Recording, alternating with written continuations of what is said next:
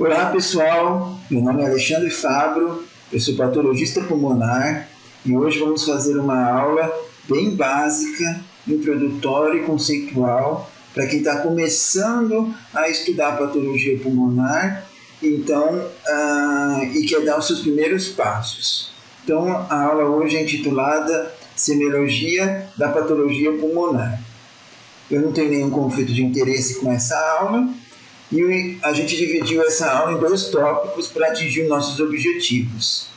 Primeiramente, a gente vai falar um pouquinho dos aspectos embrionários e anatômicos, que tem algum impacto no diagnóstico anatomopatológico da patologia pulmonar, e depois a gente vai falar nos perfis de lesão, que podem ser tanto anatômicos como padrões de reação, né? Então vamos começar falando primeiramente aqui do período embrionário, em que o crescimento do pulmão ele tem várias fases, né, chamada de embrionária, pseudoglandular, canicular, sacular e por fim alveolar, né? E cada uma dessas fases o pulmão vai ganhando maturação, vai ganhando estrutura, vai ganhando complexidade, como a gente vai ver agora nos próximos slides. Então, aqui a gente vê na fase embrionária, que é quando o embrião está bem pequenininho e começa a surgir os primeiros brônquios lá perto da traqueia. Então ele vai se ramificando e se a gente faz um corte histológico dessas estruturas, a gente observa aqui a cavidade torácica ainda bem prematura, bem embrionária, e aqui o comecinho do pulmão, né? Vejam que só tem um parênquima aqui, não tem nenhum alvéolo, não tem nenhuma estrutura. E aí os primeiros brônquios crescendo, os primeiros brônquios surgindo dessa estrutura, né? Depois, com o crescimento, esses brônquios vão se ramificando, a vasculatura vai se proliferando e a gente tem uma fase chamada pseudoglandular, quando a gente já tem algumas estruturas que lembram no alvéolo e alguns vasos de permeio, mas que ainda não conseguem fazer a função de troca gasosa. Então, histologicamente, a gente tem essa morfologia dessas estruturas pseudoglandulares. Percebam que tem um vacúolo, né, infranuclear, e isso, por exemplo, pode ter um impacto em alguns tipos de adenocarcinoma de pulmão que lembram essa fase, por exemplo, tá? Depois o fetinho vai crescendo, né, o bebezinho vai crescendo, e a gente tem a fase canicular. Na fase canicular a gente já começa a ter aí já pneumose tipo 1, tipo 2, os vasos são mais proeminentes, e histologicamente a gente começa a ter uma estrutura que já começa a lembrar o pulmão adulto ou o pulmão já formado, né? Então a gente vê essas estruturas e começa a lembrar ali um septo um pouco mais espesso, como a gente vê, por exemplo, nas pneumonias intersticiais não específicas, que a gente vai comentar mais para frente. Já na fase sacular, alguns vasos já começam a querer encostar nas células epiteliais para formar então a barreira alvéolo-capilar, e isso já faz com que esse pulmão tenha um grau maior de maturidade. E por fim a gente tem a fase alveolar, que é quando de fato todos os vasos, todos os capilares encostam ali no epitélio para formar então a barreira alvéolo-capilar e formar então o alvéolo, certo?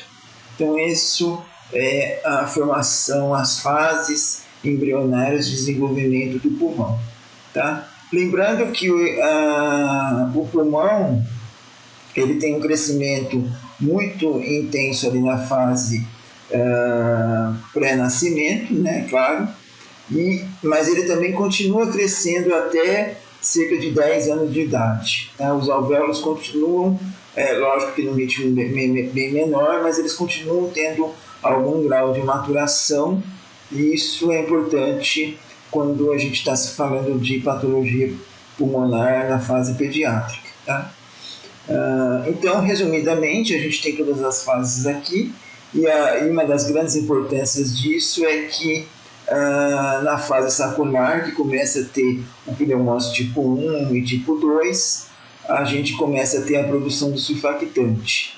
Então, por isso que a gente consegue ter hoje uma sobrevida maior de crianças bem prematurinhas, né? Porque esse surfactante já começa a ser produzido e o capilar começa a encostar nas células epiteliais, formando a membrana alvéolo-capilar ou a barreira alvéolo-capilar. Tá? Então esse é o resumo geral da fase embrionária. Agora, de aspectos anatômicos, depois que toda essa estrutura é formada, a gente tem esse padrão histológico dos bronquíolos, que é mais à direita a pleura, né? Então vocês conseguem observar muito bem a pleura aqui na região mais periférica. A região mais central a gente tem o bronquíolo, né? Lembrando que o bronquíolo terminal não é o que termina, o bronquíolo que termina é o respiratório. Então, bronquíolo terminal, depois vem o bronquíolo respiratório, o saco, o ducto alveolar, saco alveolar e aí os alvéolos. Tá? Então, essa estrutura que a gente tenta reconhecer nas biópsias pulmonares e alterações dessas estruturas. Tá? Então, essas características que são importantes da gente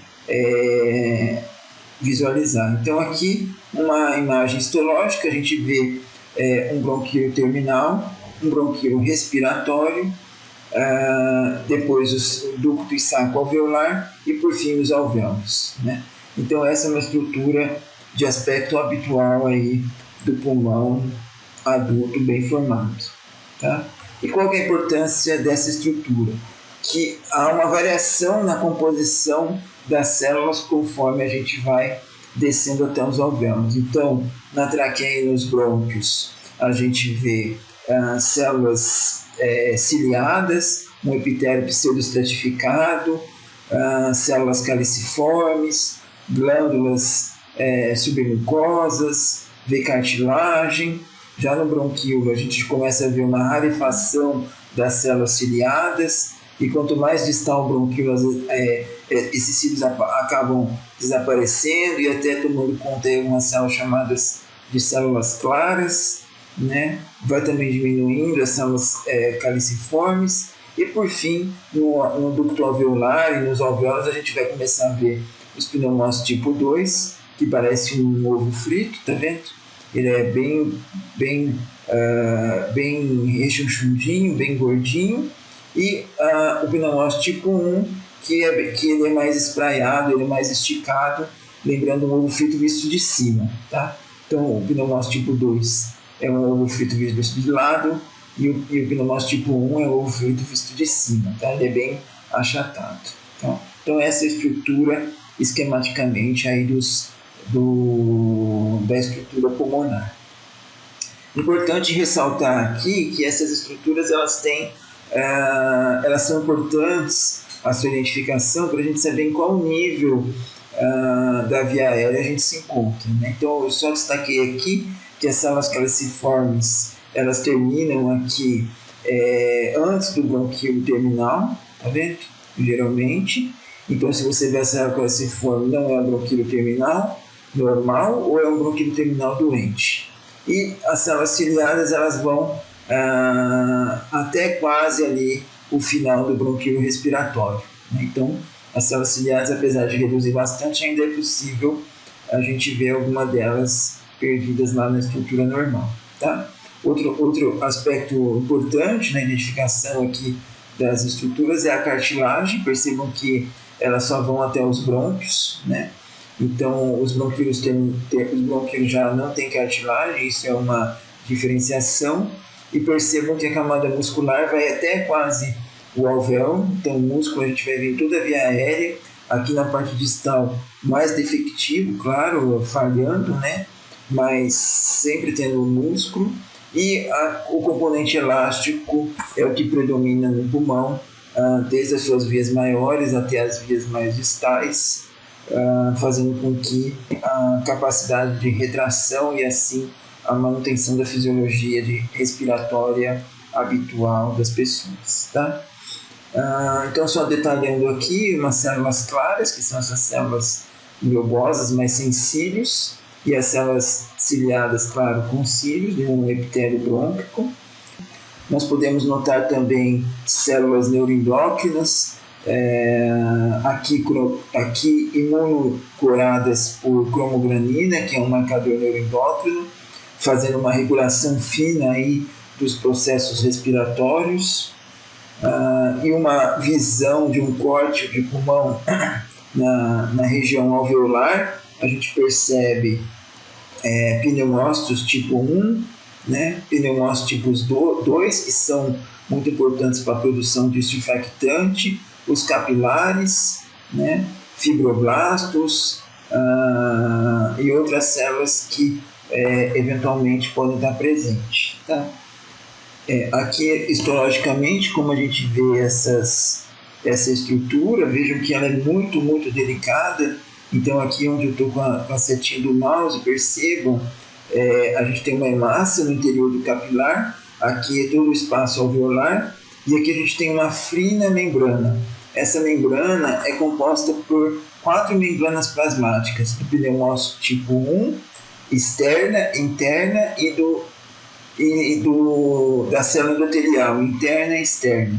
Né? Mas histologicamente, ultraestruturalmente, ela é uma estrutura muito, muito fina com que seja possível a troca gasosa nos nossos alvéolos.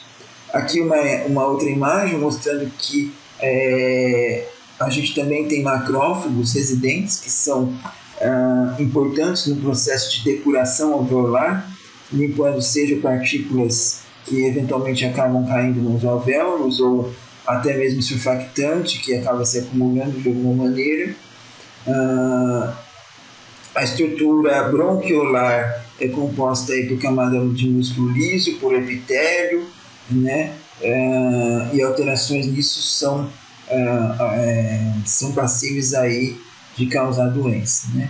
Percebam os cílios das células ciliadas, aqui já até um pouco mais cubeiformes, né? Deve estar bem mais distal. Percebam que a gente não vê direito a camada muscular. Outra estrutura importante do alvéolo são os canais de Lambert. Eles são comunicações entre os alvéolos e os brônquios, então isso permite que você tenha entrada e saída aí de elementos ou substâncias entre esses dois componentes.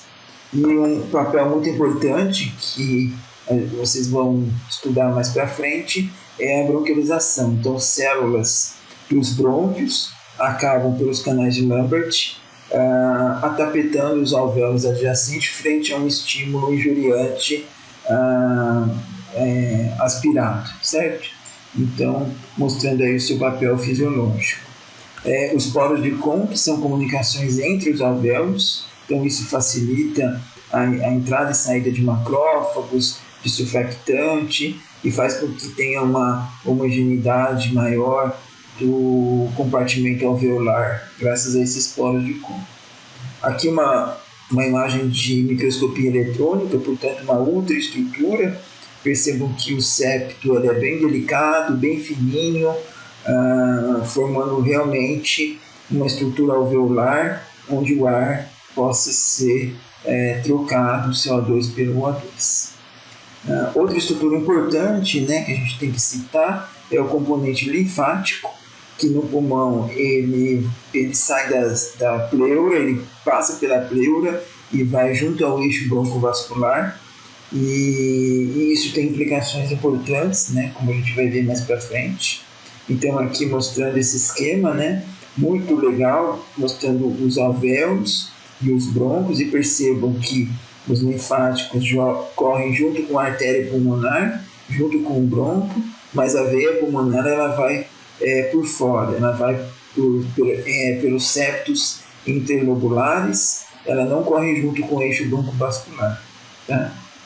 Então aqui a gente pode ver uma representação desse esquema, mostrando aqui um vaso. Percebam a camada elástica aqui em preto e o vaso linfático dilatado, certo? mostrando que eles correm juntos. Outro componente importante é o linfonodal, principalmente para estadiamento de câncer e doenças granulomatosas.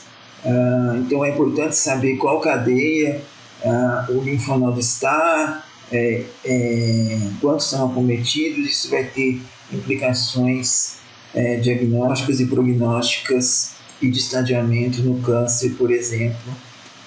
Então é importante ter uma noção dessas cadeias. Outro aspecto importante é saber a segmentação do pulmão, né? Qual o segmento que é acometido pela doença. Isso pode também trazer implicações, principalmente para câncer, né? Quando você tem um planejamento cirúrgico, você vai fazer uma lobectomia, uma segmectomia, qual pedaço que vai tirar. Então isso tem que ser avaliado com cuidado. Então é importante a gente conhecer ou pelo menos ter uma noção dessa segmentação. Bom, agora vamos falar um pouquinho do perfil de lesão. Os patologistas pulmonares eles tentam encaixar as lesões através de 2 critérios. O primeiro é a distribuição anatômica e o segundo é o padrão de injúria. Tá? Então vamos falar primeiro da distribuição anatômica. Como o próprio nome diz, né, é onde está a lesão. Então, se o pulmão fosse uma cidade, então é o centro, é a periferia, é um parque, é um estádio, é um supermercado, onde está essa lesão, tá? E a gente tem vários tipos de distribuição anatômica. Uma das mais frequentes aqui no Brasil é a bronquilocêntrica, que acomete justamente a região brônquica, a região central do pulmão, a região onde passa um brônquio, o brônquios bronquíolos. E o principal exemplo é a pneumonia de hipersensibilidade crônica ou fibrosante, em que a gente tem uma reação inflamatória do brônquio que vai culminar com o processo fibroplásico e com o processo de fibrose pulmonar bronquilocêntrica. Tá? Um outro importante padrão é o angiocêntrico, tá? Que a gente vê, por exemplo, em vasculites ou em doenças do enxerto, doenças de transplante pulmonar, em que há um acometimento vascular por linfócitos, como nesse caso, ou também, por exemplo, doenças tromboembólicas que acabam impactando aí no trombo, no parênquima, dentro do vaso do parênquima pulmonar. Então, esses são padrões angiocêntricos. A distribuição linfática, onde a doença vai se predominar na rede linfática. Então, como a gente viu aquela figura, né, acometimento da região subpleural e depois da região bronquiolar. Então, percebam aqui na figura de cima, a gente vê um acometimento pela sarcoidose, né, formando seus pequenos granulomas sarcoídicos por toda a região subpleural e depois pela região bronquiolar. E aqui embaixo, uma dilatação linfática de uma linfangioma. Percebam que os vasos linfáticos ficam dilatados. Né? Então, são exemplos aí de distribuição anatômica linfática.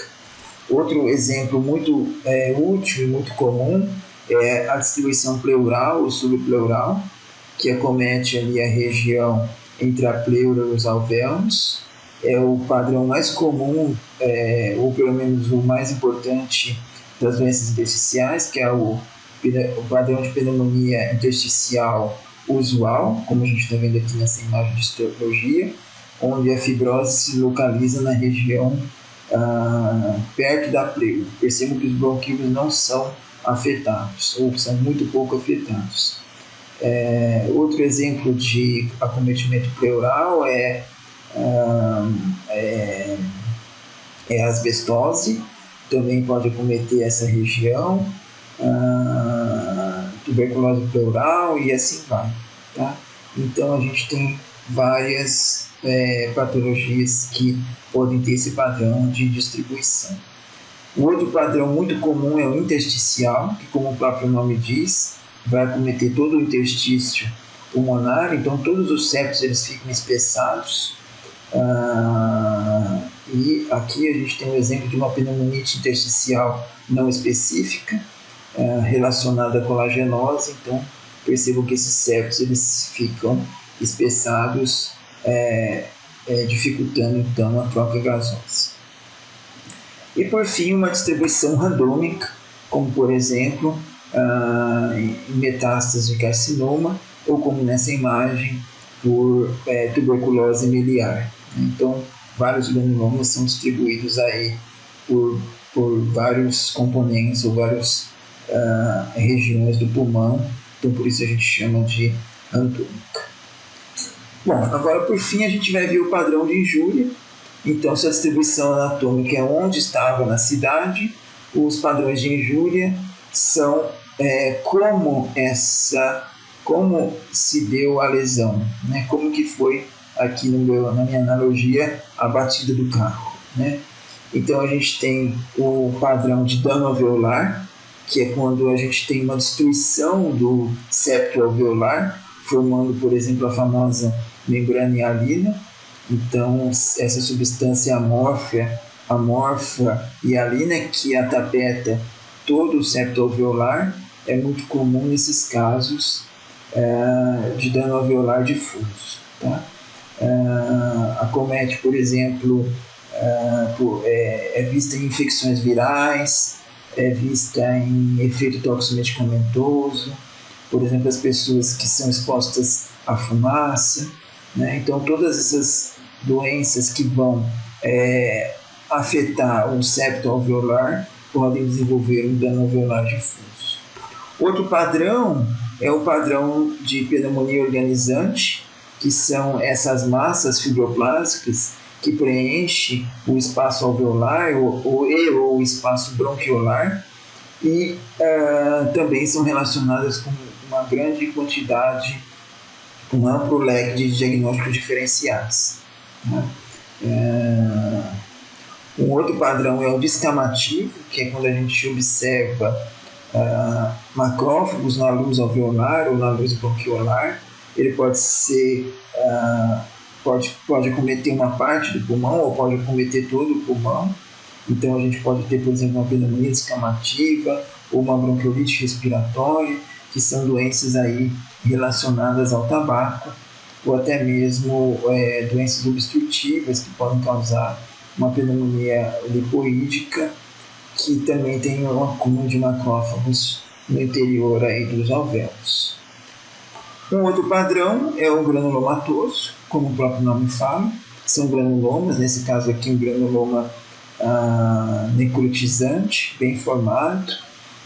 Pode ter relação com várias doenças, normalmente infecciosas, como tuberculose, a principal, né?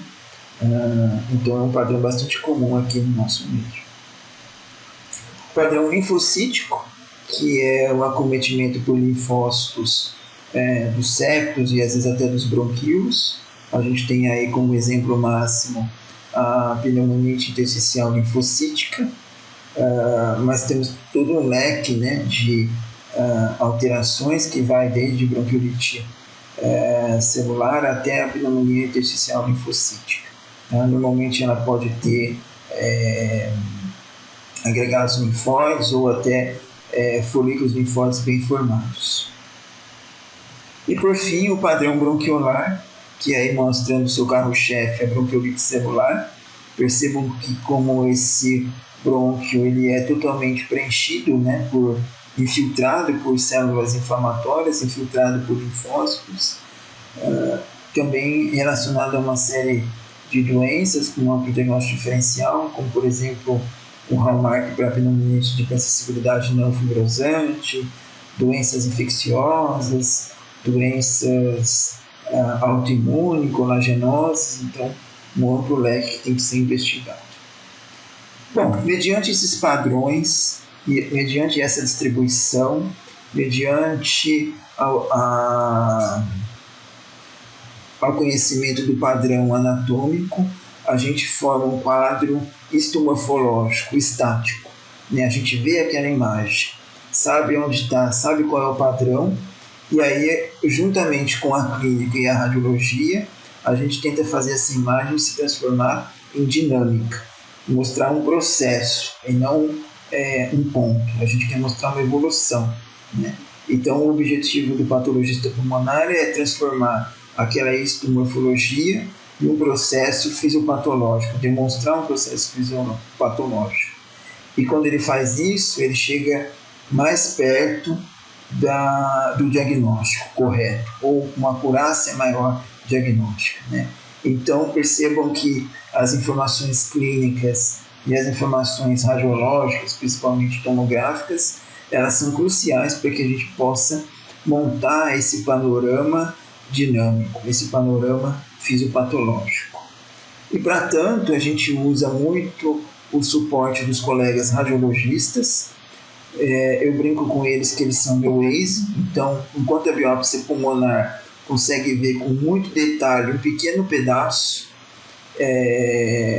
eles conseguem ver toda a região, né?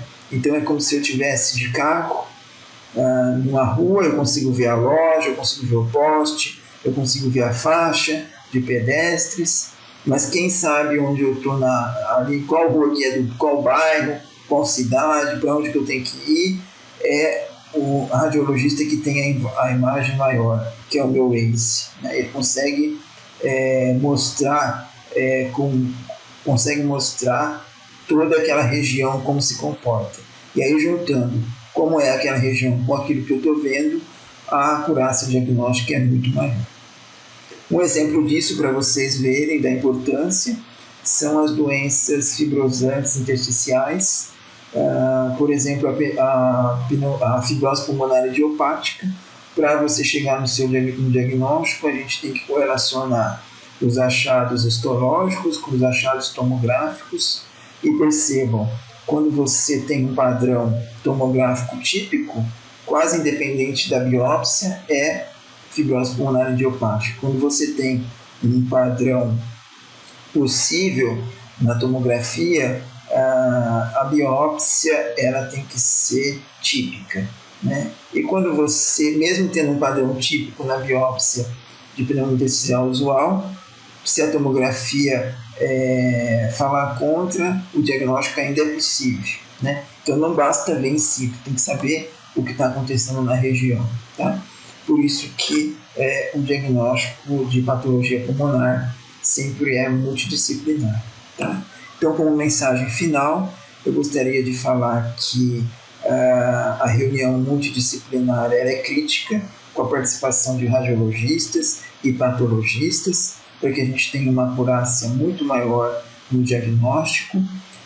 Os critérios histomorfológicos devem ser muito bem descritos, muito bem mostrados, e, claro, um patologista pulmonar consegue ter uma visão muito mais ampla ou precisa desses achados, e isso pode contribuir com uma maior acurácia.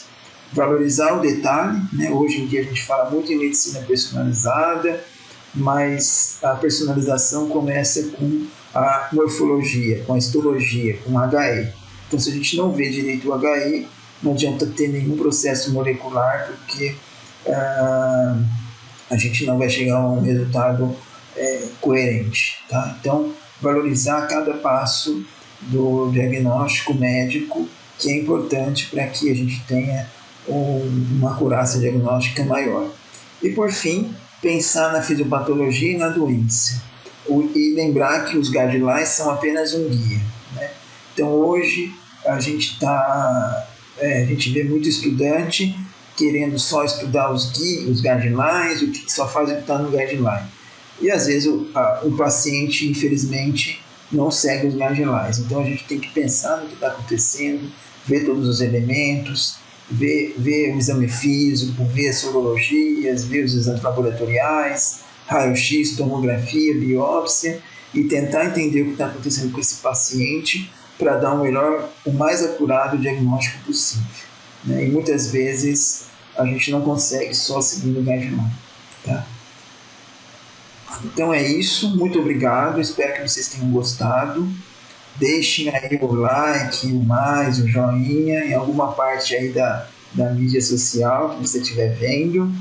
Qualquer dúvida pode mandar um e-mail para pneumopato@gmail.com, ou entrar no nosso site www.pneumopato.com.br, onde a gente está sempre postando os nossos eventos, as nossas discussões, e você pode mensalmente aí nos acompanhar nos nossos eventos.